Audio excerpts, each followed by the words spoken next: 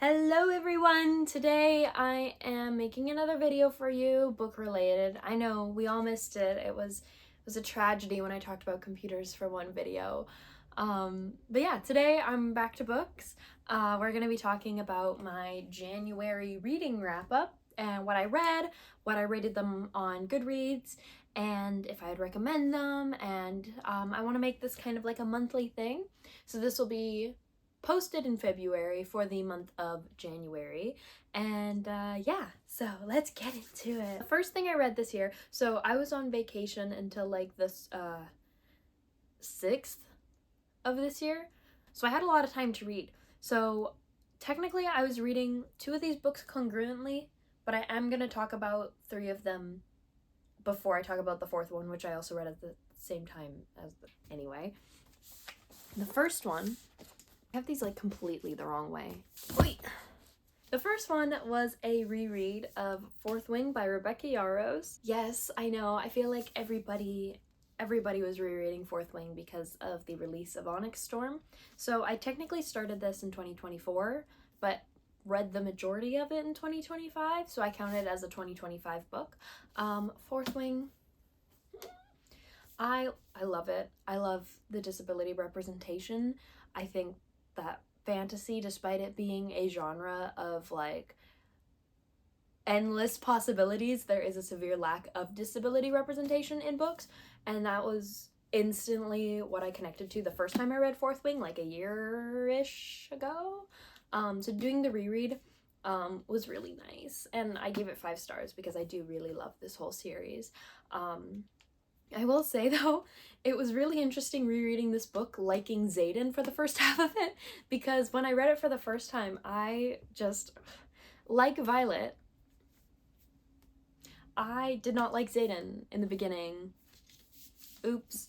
I honestly got the ick when he started calling her Violence as a nickname. I was like, because if you haven't read the book, this isn't really a spoiler because it's a nickname, but he's like, oh, you're Violence, aren't you, Violet? And I was like, really? I did start liking him halfway through the book, literally probably about the same time that she did.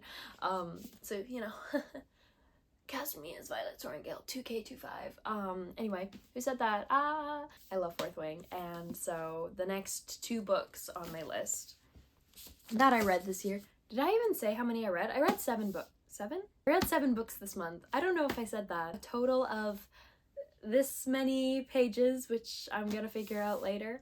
And yeah, so books 2 and 3 were a reread of Iron Flame, and then I went to a midnight release party with my best friend, and we both got Onyx Storm and read them at the same time, and she actually finished before me, which was kind of crazy because I'm usually the faster reader of the 2 of us, but she finished it before me, and so we were texting each other our little like emotional updates and what page we were on, and it was so cutesy. It was so fun doing a little tandem read on that.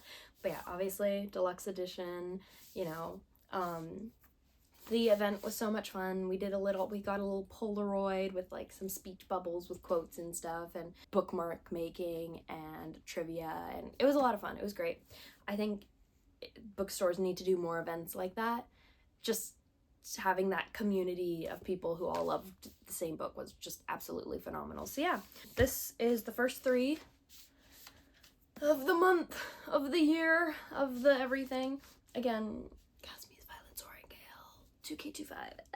What? Who said that? And I will honestly say, hot take, probably not a hot take, I liked Onyx Storm more than I liked Iron Flame.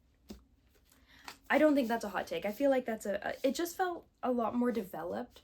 And there was a lot of talk on Book Talk about like how Onyx Storm felt like they didn't know what was going on in the first like 7 chapters or something. And I was like, yes, complexity!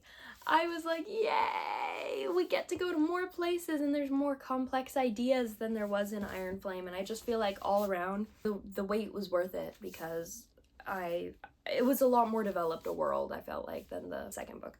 First book, I mean, you know, classic. I never really dislike a first book in the series. For me, it's all about where it's going and how the author decides to portray that. And I think Iron Flame, again, they're all 5-star reads for me, but I did like Onyx. Like, if I had to give one a slightly lower rating, I'd probably give Iron Flame a 4. No, I would give Iron Flame a 5, if only for the, like, the scene with, I can't spoil it, but there's a scene where she's taken somewhere that isn't nice, and there's a character who helps her through it psychologically, and it's really good. So yeah, if you haven't read it, what are you doing? Read it. But I understand it's not everyone's cup of tea, but it's my cup of tea, so yeah. The book that I read kind of in congruency with Fourth Wing, in that it was a vacation read, so started in 2024 but finished and read the majority of it in 2025, was The Jasmine Throne. I really wanted to like this book. It was good. I really liked the main characters. I just wish that there had been more of them. I felt like as soon as I was kind of getting into the story and understanding what was going on, because there was a lot of world building at once, which, you know, is typical in fantasy books. But I just felt like as soon as I was kind of getting to know them and starting to like them, it would just jump to like a completely different character that I had no idea who they were or why they had any importance. I just would have liked a little bit more time with the main characters because I just loved them so much and I thought they were girl bosses. So I did rate it 3 stars. I do feel like there was a little bit too much world building, in the sense that the author was telling us things as if we already knew them, so that she didn't have to have like a huge like info dump, but it just kind of read off as like me as the reader not really understanding what was going on until like halfway through the book. So once I got to the halfway point, it was really great, but just kind of getting up to that point was a little bit of a struggle. The next book that I read was kind of like after Onyx Storm, I was in a rut, so I didn't really want to read anything too complicated, so I read Graveyard Shift by M.L. Rio, and I also gave this one a 3-star because I love M.L. Rio's writing style. I did really enjoy this little, like, it's like this big. It was a little novella. I did enjoy it, and If We Were Villains is one of my favorite books, like, ever. It's one of the books that I always recommend to people if they're not really like a romance, or if they're not really like a fantasy person, because usually that's what I read, but I loved it. Anyway, I was really excited for Graveyard Shift. It was like fine. I kind of feel like nothing happened. Like, there was obviously a plot, but it just, I really liked the characters and I really liked what was going on. It just felt like, I don't know, there was just something off about the pace of it, because it takes place over one night, which makes sense when you see how like large the book is. And I don't want you to think that it wasn't a good story. Like, I did really enjoy it. It just felt underdeveloped, which, I mean, again, could be the fact that it's this big, but I definitely would have liked a little bit more substance to it. But again, 3 stars. I usually rate novellas lower than I do novels just because I always feel like there can be more to them. But, you know, a good story nonetheless. Then we've got my actual Onyx Storm recovery read, which was Dating and Dragons by Christy Boyce. I literally got this the day it arrived on the shelves at Indigo. I read the first one, which I literally have right here. And are these not the most adorable covers you've ever seen in your entire life? I ate this up. I read this one in like 2 days. I think I read this in like 1.5. Like, it did not take a lot of effort for me to want to read these. They're so cute. Yeah, I absolutely adored this one. I kind of maybe even liked it.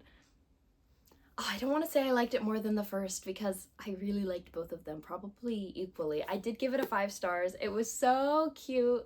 It's about this girl.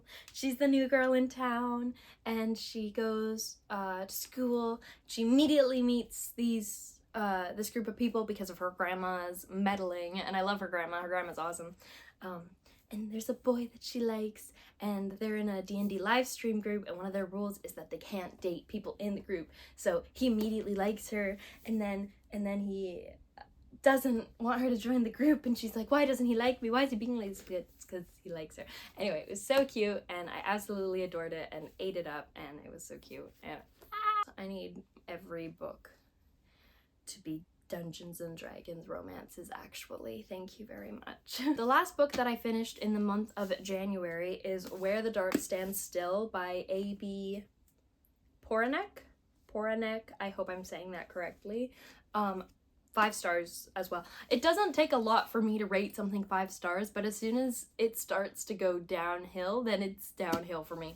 This book, so good. It's been on my TBR for a very long time, but I only got a copy of it for Christmas this year. Like, I was enthralled. I was so excited to read this one. It's very much so giving like folk tale, kind of Beauty and the Beast elements, but like with demons and Polish mythology and fairy tales, and it was so good.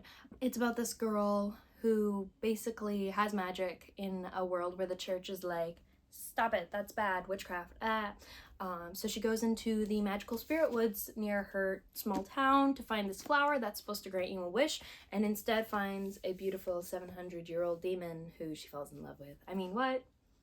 That's not a spoiler, guys. Like, come on, like, look at the cover. Like, obviously they're gonna fall in love. But yeah, I absolutely adored this story. The ending, I'm not gonna say a word, but I was shook, basically. That's how I felt about the ending. But yeah, I really enjoyed it. It also gave me like Howl's Moving Castle vibes, which if you don't know, I'm obsessed with Howl's Moving Castle. It's one of my favorite movies of all time. So definitely, if you like Howl's Moving Castle, you will like this book a lot. And the dynamic between the two characters reminds me a lot of what Howl and Sophie's dynamic is like, but if Sophie hadn't turned into an old lady for most of the movie. That is my January wrap up. Let's see, we got the whole stack here. It's a lot. I'm excited to see what the word count is on that, because that seems like it's a lot. Wait, let me grab what I'm reading right now. I'm currently reading Jade City by Fonda Lee, but this will probably be in my February wrap up because I don't anticipate finishing this in the next day or two. But it is really good, and I'm excited to talk about that one because that one's really good. So thank you so much for listening to my January wrap up. I really did enjoy all of these books, even the ones I gave a lower rating. Like, I really did enjoy. It was just a matter of like choices that weren't necessarily for me, but might be really great for someone else. And I still probably will continue Jasmine Throne. I don't have book 2 yet, so it might be a while before I get to it, but I'm definitely still going to continue the series because I am very curious about the main 2 characters and how their relationship develops. But yeah, I hope you enjoyed this video. Leave a comment about your favorite book that you read this month, or a book that you're looking forward to reading in February. And yeah, leave a like, leave a follow if you enjoyed this content. I post every week. I'm gonna be trying to post little short book reviews on halfway points in the week, so let's see if that happens. But yeah, stay tuned for more fun, bookish, nerdy content because I have a lot of that going on up here. Alright, bye guys!